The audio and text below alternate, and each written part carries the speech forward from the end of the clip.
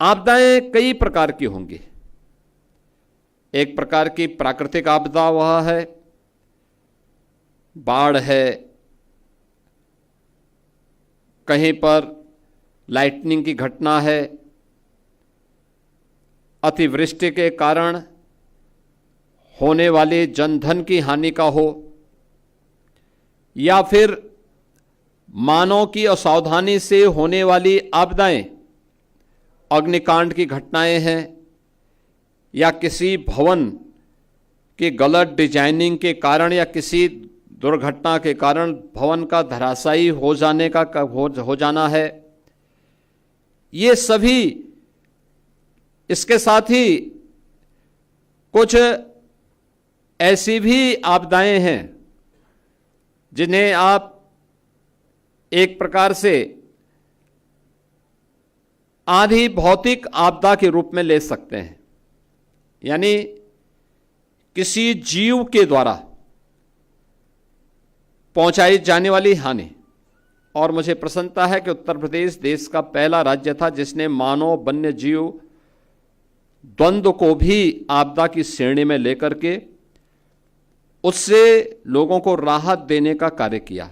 अब ये मैं देख रहा था, 2 दिन पहले बहराइच के पास एक घटना घटित हुई।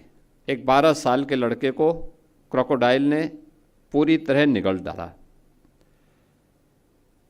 अगर हम थोड़ी सावधानी बरतें, लोगों को पहले से पता है कि क्रोकोडाइल के प्रति कौन से क्षेत्र संवेदनशील है।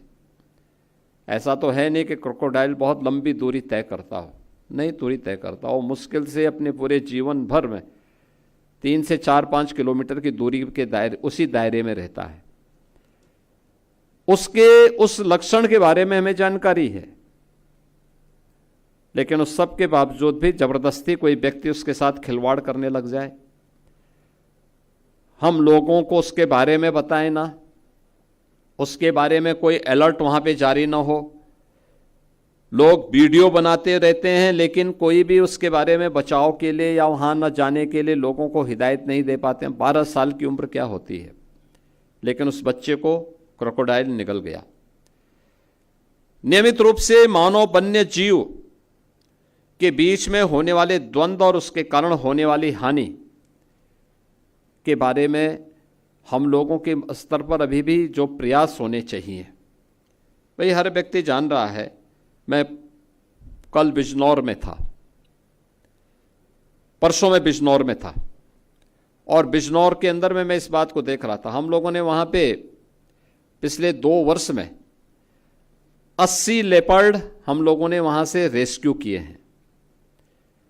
मैंने वहां पूछा लोगों से, मैंने कहा इतने बड़े पैमाने पे लेपर्ड यहां कैसे आ गए?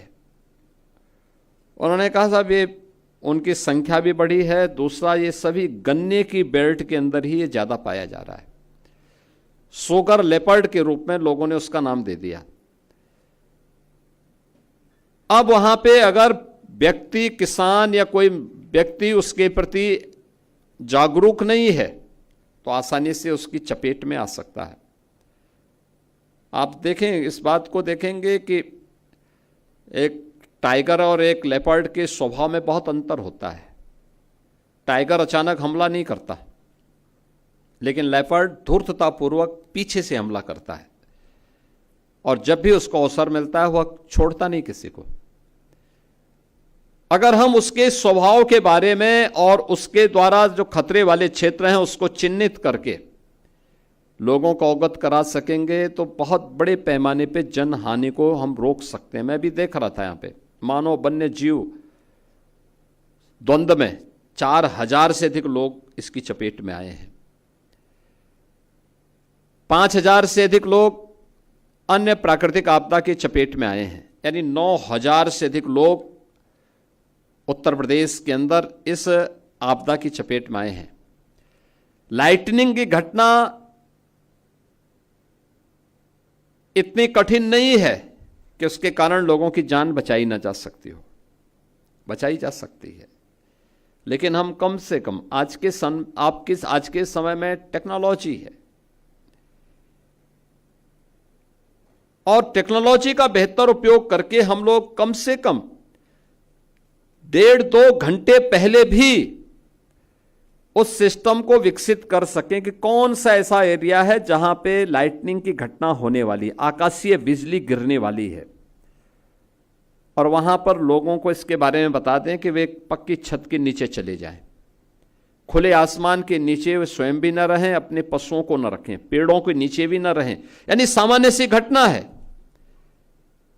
आज टेक्नोलॉजी है, लेकिन आज से 40 वर्ष पहले टेक्नोलॉजी नहीं थी। तब भी हम लोगों को बताया जाता था कि अगर कहीं पे बादल नजदीक हो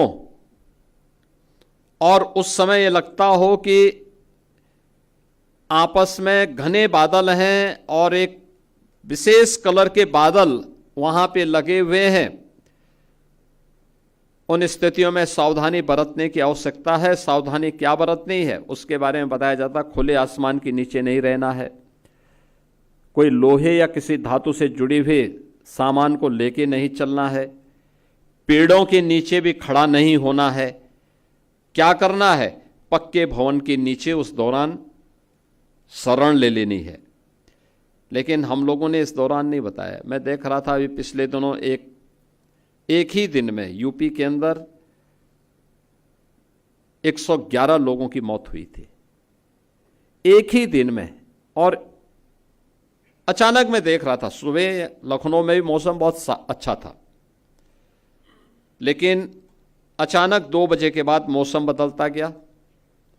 1 घंटे के अंदर फतेहपुर से लेकर के प्रयागराज, कौशाम्बी, फिर मिर्जापुर, भदोई, उधर जौनपुर, आजमगढ़, सुल्तानपुर, अंबेडकर नगर, इन सभी जनपदों को लेकर के 111 लोगों की मौत हुई थी एक ही दिन में।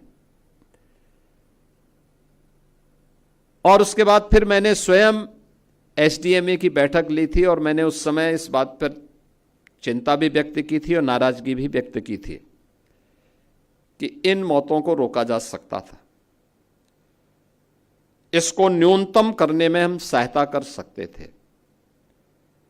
और मैंने उसी दिन कहा था कि हमें अर्ली वार्निंग सिस्टम को प्रभावी बनाना पड़ेगा। मुझे याद है ठीक तीसरे दिन एनडीआरएफ और एसडीआरएफ ने इस प्रक्रिया को आगे बढ़ाया। एनडीएमए और एसडीएमए ने मिलकर के उस पूरी प्रक्रिया को बेहतरीन कोऑर्डिनेशन के साथ आगे बढ़ाया। परिणाम क्या था? सहारनपुर में शिवालिक पहाड़ियों में अचानक रात्रि को बारिश होती है। सहारनपुर में शाकंभरी देवी मंदिर में उस समय एक जागरण का कार्यक्रम चल रहा था, हजारों लोग उस कार्यक्रम में थे और भंडारा का आयोजन भी चल रहा था। अलर्ट आने लग गया, प्रशासन तेजी के साथ दौड़ा और उन्होंने वहां के जितने भी लोग भंडारे कार्यक्रम में और जागरण कार्यक्रम में मौजूद थे उन सबको तत्काल सुरक्षित स्थानों पर पहुंचा दिया।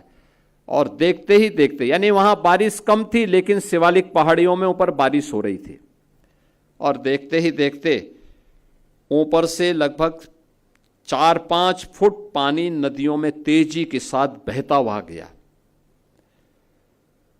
अगर वे लोग जागरण के कार्यक्रम को कर रहे होते और भंडारे के आयोजन में सभी लोग रहते, ये मान करके चलिए कि वहां पे सैकड़ों लोगों की जान जा सकती थी। लेकिन अर्ली वार्निंग सिस्टम ने प्रशासन को भी और लोगों को भी चैतन्य किया। हर उस क्षेत्र के मोबाइल फोन घनघनाने लग गए, यानी जो ऑफ थे उनमें भी अलर्ट आने लग गया। और परिणाम क्या था? इतनी बड़ी जनधन की हानि, केवल 2 लोगों की दुर्भाग्यपूर्ण मौत हुई। 2 डेड बॉडी वहां मिली। एक वह महिला थी जो पानी आने के बाद केवल पैर से, यानी एक तख्ते में बैठ के पैर से वो पानी नापने लग गई, देखते हो कितनी गहरा है। तो पानी का बहाव, तो पहाड़ से जब पानी आता बहुत तेजी के साथ उसकी फोर्स होती है, उसमें करंट होती है। एक उसकी चपेट में आए और एक अन्य, ये 2 लोग उसकी चपेट में आए थे। यानी हम टेक्नोलॉजी का उपयोग करके भी इसका हम बेहतरीन रूप से बचाव के कार्यक्रम के साथ जुड़ सकते हैं। और मेरा मानना है कि जब इतनी बेहतरीन सुविधा से युक्त यह एसडीएमए के भवन को आज यहाँ पे उपलब्ध कराया जा रहा है, मेरा मानना है डिजास्टर मैनेजमेंट से जुड़े हुए अच्छे संस्थानों के साथ एसडीएमए का समन्वय ये आज की सबसे बड़ी आवश्यकता होगी। हम एमओयू करें, ट्रेनिंग के साथ जोड़ें, हर तबके के लोगों को, शिक्षकों को भी, छात्रों को भी, पुलिस कर्मियों को भी, होमगार्ड के जवानों को भी, इरिगेशन से जुड़े हुए उन लोगों को जो बाढ़ नियंत्रण में लगे रहते हैं, इन लोगों को भी, और सिस्टम से जुड़े हुए हर एक व्यक्ति को इसके बारे में अवेयर करें। समय समय पर हम लोग सोशल मीडिया प्लेटफॉर्म का, डिजिटल मीडिया प्लेटफॉर्म का, विजुअल मीडिया, प्रिंट मीडिया के माध्यम से इसकी सावधानी और सतर्कता के बारे में अगर हम इसको एक व्यापक अवेयरनेस के कार्यक्रम के साथ जोड़ सकें, मॉक ड्रिल हर एक स्तर पर, केवल यहां पे इसी भवन के नीचे नहीं, जनपद स्तर पर, तहसील स्तर पर, थाना स्तर पर, विकासखंड स्तर पर, नगर निकायों के स्तर पर इस कार्यक्रम को हम तेजी के साथ आगे बढ़ाने का काम कर सकते हैं।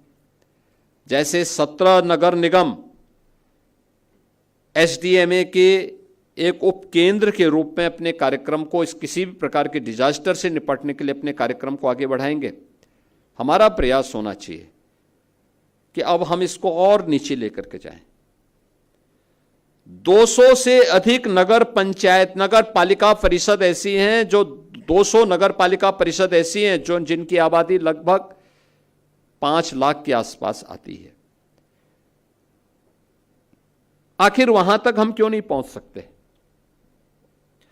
इसलिए इसका विस्तार करना है और हमारा प्रयास होना चाहिए कि आने वाले समय में टेक्नोलॉजी ड्रिवन डिजास्टर मैनेजमेंट को हम कैसे प्रभावी बना सकते हैं। इसके लिए सैटेलाइट एवं रिमोट सेंसिंग मॉनिटरिंग की व्यवस्था यह आज की सबसे महत्वपूर्ण आवश्यकताओं में से एक है। आर्टिफिशियल इंटेलिजेंस पर आधारित रिस्क मैपिंग, इस दिशा में भी हमें आगे कार्य करना होगा। प्रिडिक्टिव एनालिटिक्स आधारित early warning system, mobile based citizen alert system, जिसका हम लोगों ने अभी उपयोग किए भी हैं, और इस पूरे सीजन में जब भी इस प्रकार की कोई बातें होती हैं, कोई भी आशंका होती है, हमें इसके बारे में उसको आगे बढ़ाना पड़ेगा। जीआईएस आधारित decision making and digital control room, इन सब को हमें प्रभावी बनाना पड़ेगा। और मेरा मानना है कि ड्रोन आधारित सर्च एंड रेस्क्यू ऑपरेशन का और अधिक इंटीग्रेट यूज हमें आज की आवश्यकताओं में है। और हमारा जो संकल्प होना चाहिए किसी भी प्रकार की आपदा से निपटने के लिए, कि उत्तर प्रदेश को एक ऐसे राज्य के रूप में बनाना है जहां पे प्रत्येक नागरिक यह विश्वास लेकर के जीवन जी सके कि संकट की घड़ी में सरकार के साथ साथ वह स्वयं भी इसके प्रति तैयार है और पूरी ताकत के साथ, पूरी प्रतिबद्धता के साथ वह इसके प्रति अपने आप का नागरिक कर्तव्य मान करके चले। यह एक नागरिक कर्तव्य का हिस्सा होना चाहिए, यह राष्ट्रीय कर्तव्य का हिस्सा हमारा होना चाहिए। इस विश्वास के साथ हम सब आगे बढ़ पाएंगे। मैं एक बार फिर से आज के इस कार्यक्रम के अवसर पर एसडीएमए को इस नए भवन के लिए हृदय से बधाई देता हूं। उनसे जुड़े हुए जितने भी स्टेक होल्डर हैं उन सबको मैं इसके लिए बधाई देता हूं और विश्वास करता हूं कि यह एक बेहतरीन केंद्र बनकर के उत्तर प्रदेश के प्रत्येक नागरिक के मन में एक नए विश्वास का जागरण करेगा। आज के इस अवसर पर हम लोगों ने आपदा के फील्ड में जिन लोगों ने प्रशंसनीय कार्य किया है, ऐसे 8 कार्मिकों को हम लोगों ने यहाँ पे सम्मानित किया है। मुझे विश्वास है कि आने वाले समय में इसमें हम एनडीआरएफ को भी, एसडीआरएफ को भी और अन्य सभी विभागों को जोड़ेंगे। अच्छा होगा वर्ष में एक बार कार्यक्रम उनको भी जोड़ने की आवश्यकता है। जो लोग इन सभी विभागों से नहीं जुड़े हैं लेकिन सामान्य रूप से अपने स्तर पर भी उस नाविक के बारे में भी सोचना है जो किसी की जान बचाता है। हमें उस व्यक्ति के बारे में भी सोचना है जो मानव वन्य जीव संघर्ष में किसी अमूल्य जीवन को बचाने में अपना योगदान देता है। उन सब के बारे में भी हमें इसके बारे में एक नई सोच को विकसित करना पड़ेगा, उन्हें सम्मानित करना पड़ेगा। एसडीएमए के माध्यम से इस प्रक्रिया को आगे बढ़ाने की आवश्यकता है। और मेरा मानना है कि आपदा प्रबंधन के लिए आज के दिन पे धनराशि की कमी नहीं, बल्कि उसके उचित नियोजन की दिशा में किए जाने वाले प्रयासों को उसी एक नियत के साथ हमें प्रभावी ढंग से लागू करना चाहिए। मैं इस अवसर पर एक बार फिर से एसडीएमए के इस भवन के लिए आप सभी को, पूरे प्रदेशवासियों को हृदय से बधाई देता हूं। धन्यवाद। जय हिंद।